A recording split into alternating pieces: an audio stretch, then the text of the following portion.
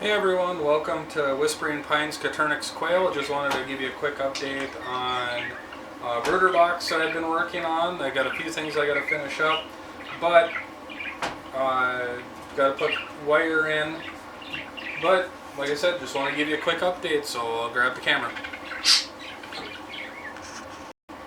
I didn't do a build video on this just because it's just odds and ends. I ripped down some old reclaimed wood, like these were like 1x5s or something like that. Some 2 or 1x12s that I had up in the rafters of the attic. Everything on here is basically reclaimed. I'll show you here in a second, but the one thing that I did do that I kind of like is I set up my heat lamps on the back, but then I have it where I have it on a rheostat here.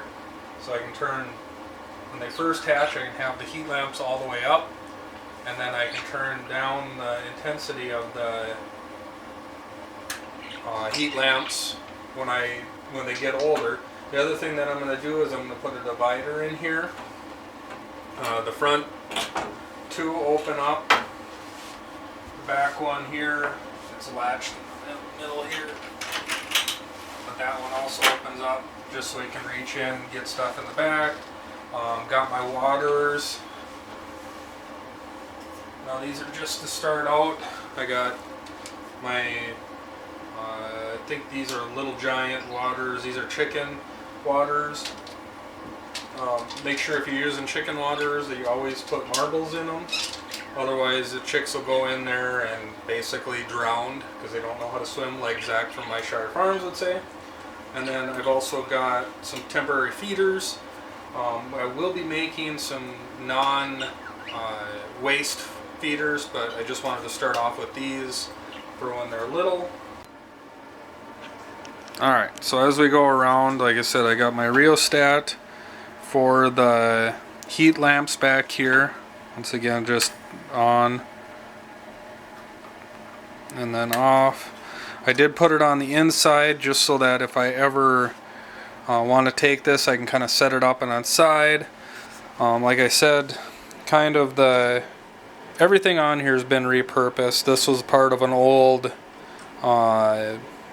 kids bunk bed system. I just used an extension cord that I wired up through the back, and it does go all the way around the back here, and it runs around the outside. The one thing that I think I'm going to have to do is I'm going to have to add a cross member here. I don't know 100%, but I'm thinking that's what I'm going to have to do. These backboards are all 1x12s on the far side, this side here, the back. The front here I cut down, so it'd be 11.5 inches. I cut this one down to I think it was 10.5, just to give me enough so that I could slide the tray underneath. These bottom boards that run across here, they're just, I don't know if you can see them here, but these here, they're actually from an accordion door that we got from a house in the town we live by here. So kind of what it looks like. Then I did put latches on here, and the reason this board here is on there is, if you can see here, I got a crack that runs all the way across. Like I said, it's definitely a throw together. But then I also have this area here that I'm going to be able to slide in some trays so that I can catch the poop. The one thing I'll say is I did use the 1/2 inch wire. I'm going to do just like My Shire Farms does, put the blue paper down. That way it'll all be covered. Here's kind of incubators. This one doesn't have very many eggs in it, but just enough. This one, I'll say the Hub-Evator holds steady. There's not a lot of fluctuation. The Little Giant, it goes up, down, up, down, up, down, up, down, and then you have to take the average of the peaks and lows. So kind of interesting how, you know, one stays steady and the other one, you know, fluctuates. That you have to use the averages of them. So, but that pretty much is it. Like I said, I'll get a shot of the whole thing here. Dimensions are 4 foot deep, and then 5 foot across, and then it's roughly around 10.5 inches tall.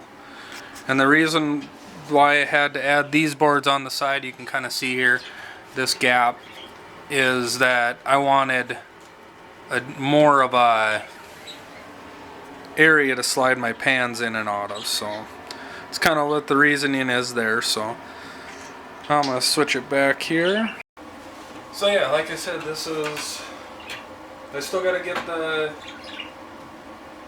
top in here. It'll have wire on the top, but like I said, it should do its job. Calculation, if I have it full, I'd be able to have 120 chicks in here. It's 20 square feet because it's 4 feet deep by 5 feet wide. 20 square feet times the 6 chicks per square foot, so I'll have 120.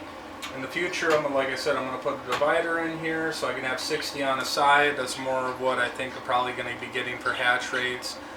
Looking at raising out for some meat, or raising for meat, and of course to replenish the layer stock. But yeah, so hope you enjoyed the video. Like I said, you know, I was going to do a build video on it, but it was just such a hodgepodge throw together. But if you want to build it, like I said, the sides are cut at 4 foot.